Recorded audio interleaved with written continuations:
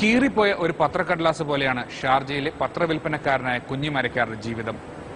ചൂടുള്ള വാർത്തകൾ വായനക്കാരിലെത്തിക്കുമ്പോഴും ജീവിത പ്രാരാബ്ധത്തിൽ ഉരുകിത്തീരുകയാണ് ഈ 61കാരൻ.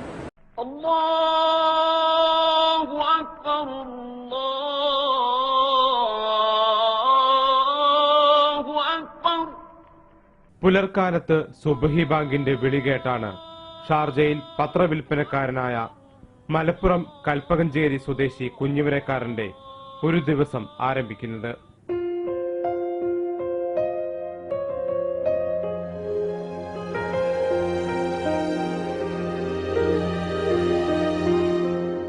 കിടക്കാൻ ഇടമില്ലാത്തതിനാൽ യർമൂക്കിലെ ഒഴിഞ്ഞൊരു പെട്രോൾ പമ്പിനടുത്ത് തുറസായ സ്ഥലത്ത് പേപ്പർ വിരിച്ചാണ് ഉറക്കം.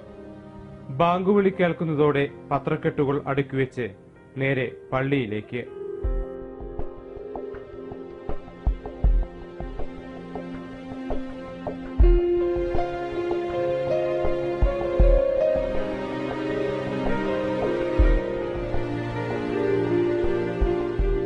പ്രാർത്ഥനയ്ക്കു ശേഷം എത്തുന്ന കുഞ്ഞിമരക്കാരന് അൽക്കാസ്മിയ കഫറ്റീരിയ വക ഒരു ചായ.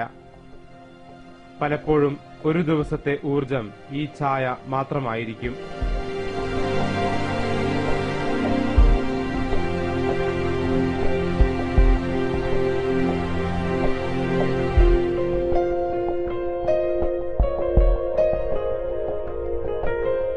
തുടർന്ന് പെട്രോൾ പമ്പിനടുത്തെത്തും. തലേ ദിവസം ബാക്കി വന്ന പത്രങ്ങൾ തിരികെ നൽകി പുതിയ കോപ്പികൾ ഏറ്റുവാങ്ങി എണ്ണിത്തിട്ടപ്പെടുത്തി തരം തിരിക്കുന്നു.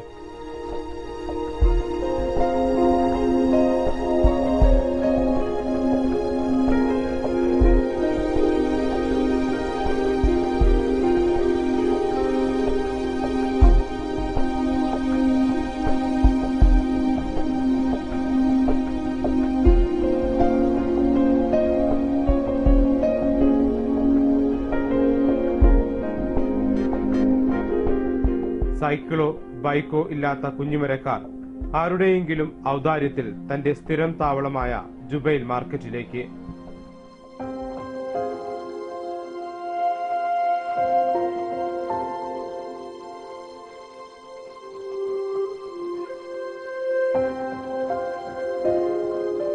വരിക്കാർക്ക് പത്രം എത്തിക്കലാണ് ആദ്യ ജോലി.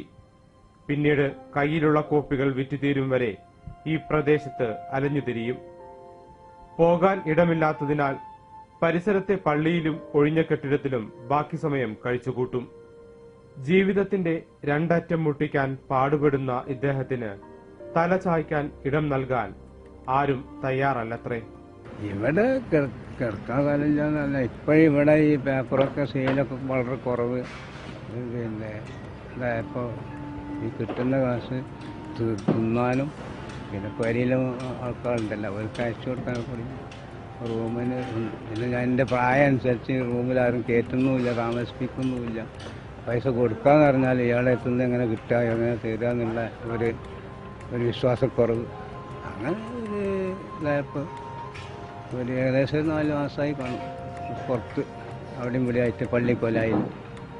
പിന്നെ കൂടുതലും പള്ളി തന്നെയിൽ എടുക്കാം. അങ്ങനെ നിസ്കരിച്ച് കണ്ട് ഇങ്ങനെ ഒന്ന് അവിടെ ഇരിക്കും. കുറച്ചിങ്ങനെ ഇരുന്ന് ചാരി ഇരുന്ന് കണ്ട് ഉറങ്ങും. പിന്നെ അവിടെ കിടന്നാണ്ട് ഉറങ്ങാൻ എന്തെന്നാലും വേണ്ടില്ല, അല്ലാണ്ട് കിടന്ന് ഉറങ്ങണം.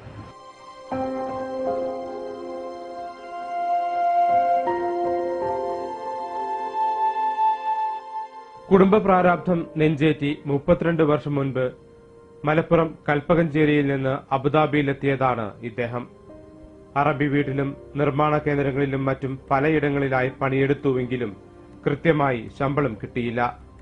ഒടുവിൽ ഷാർജയിലെത്തി പത്രവിതരണം തുടങ്ങി. ഒരു പത്രം വിറ്റാൽ കിട്ടുന്നത് 40 ഫിൽസ്. പ്രായാധിക്യം മൂലം കൂടുതൽ ഓടി നടക്കാൻ കഴിയാത്തതിനാൽ വരുമാനം നാമമാത്രം. മാസത്തിൽ ചിലപ്പോൾ 300-ഉം ചിലപ്പോൾ 400 ദിർഹം. ഭക്ഷണത്തിനു പോലും തികയാത്ത ഈ തുക കൊണ്ട് ഭാര്യയും 4 മക്കളും അടങ്ങുന്ന കുടുംബത്തിന്റെ നിത്യച്ചെലവും ചികിത്സയും പഠനവും നോക്കണം.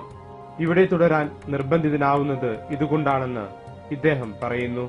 ഇവിടെ തുടർന്ന് പോകാൻ കഴിയുന്നില്ല. ഒന്നാമത് എനിക്ക് സുഖമില്ല. എനിക്ക് 5-8 കൊല്ലമായിട്ട് ഈ നമ്മുടെ നാട്ടിൽ പറയാതെ ചുടുവാദം എന്നറിയില്ല. കയ്യും കാലൊക്കെ പരിപ്പ് കോച്ചൽ ചുട്ടുനീറലാണ് ജാസ്തി. മുളക് ദേശമാതിരി ശരീരം ഒന്നാകും, കാലിൻ്റെ അടി തൊട്ട് നീറുന്നാലേരാ. അപ്പം ഇപ്പോഴത്തെ കോലാവില്ല, ഒരു 4 മണിയാകുമ്പോൾ എൻ്റെ മുഖം കോലൊക്കെ വേറെ കോലായിട്ട് മാറും. ഭാര്യയ്ക്ക് സുഖമില്ല, ഭാര്യ വീണിട്ട് കാലെല്ലാം വീങ്ങി, പിന്നെ ഞരമ്പ് ഈ ചുളിഞ്ഞ രോഗം ഉണ്ടല്ലോ, 2 കാലിനും ഞരമ്പ് ചുളിഞ്ഞിട്ട് നടക്കാനും പോകാനൊന്നുമില്ല. പാറപ്പാരിയിലെ ആളുമില്ല. ഈ പെൺകുട്ടി സ്കൂളിൽ പോകുന്ന 2 ആൾ. കുഞ്ഞിമരക്കാരനെ സംബന്ധിച്ചിടത്തോളം ഈ പേപ്പർ കെട്ടുകളാണ് എല്ലാം. ഉണ്ണാനും ഉറങ്ങാനും ജീവിതം തള്ളി നീക്കാനും. ചുടുവാതും പലപ്പോഴും ശരീരത്തെ തളർത്തുമെങ്കിലും തളരാത്ത മനസ്സിന്റെ ബലത്തിൽ മുന്നോട്ടു പോകുന്നു. ഇതിനിടെ പലപ്പോഴും തലകറങ്ങി വീണതായി പരിചയക്കാർ പറയുന്നു. ഉറ്റവരെ പോറ്റാനുള്ള വേവലാതിയിൽ സ്വന്തം ശരീരത്തിന്റെ വേദനകൾ മറക്കുകയാണ് കുഞ്ഞിമരക്കാരെന്ന് സുഹൃത്തുക്കൾ പറയുന്നു. ഏകദേശം ഒരു 5-6 വർഷമായിട്ട് ഇയാളെ എനിക്ക് പരിചയമുണ്ട്. ഇവിടെ വരാറുണ്ട്, ചായ പിടിക്കാൻ വരാറുണ്ട്, ഞങ്ങൾ ഭക്ഷണമൊക്കെ കൊടുക്കാറുണ്ട്. വളരെ ബുദ്ധിമുട്ടുള്ള ഒരു വ്യക്തിയാണ് അദ്ദേഹം. നാട്ടിലും വളരെ പ്രയാസമുണ്ട്, ഭാര്യയ്ക്ക് സുഖമില്ല. ഈ അവസ്ഥ കാണുന്നവരെ ഹെൽപ്പ് ചെയ്താൽ വളരെ ഉപകാരം അദ്ദേഹത്തിന് എന്നുള്ളൊരു പ്രതീക്ഷയാണ് ഞങ്ങളത്. രോഗിയായ ഭാര്യയും മകനും ചികിത്സയ്ക്കും മക്കളുടെ പഠനത്തിനും പണം കണ്ടെത്താനുള്ള നെട്ടോട്ടത്തിലാണ് ഇദ്ദേഹം. പാതി വഴിയിൽ ഉപേക്ഷിച്ച വീട് നിർമ്മാണവും പൂർത്തിയാക്കണം. നിത്യച്ചെലവിന് പണം കണ്ടെത്തണം.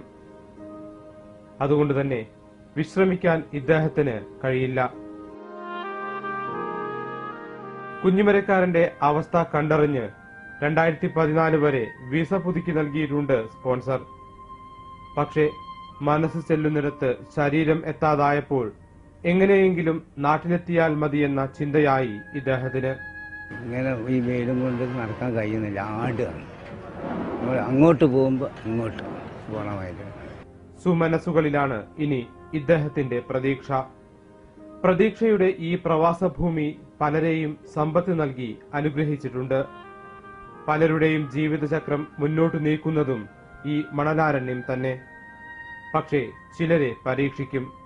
അവരിൽ ഒരാളാണ് ചൂടുള്ള വാർത്തകളിൽ ഉരുകിത്തീരുന്ന കുഞ്ഞിമരക്കാർ.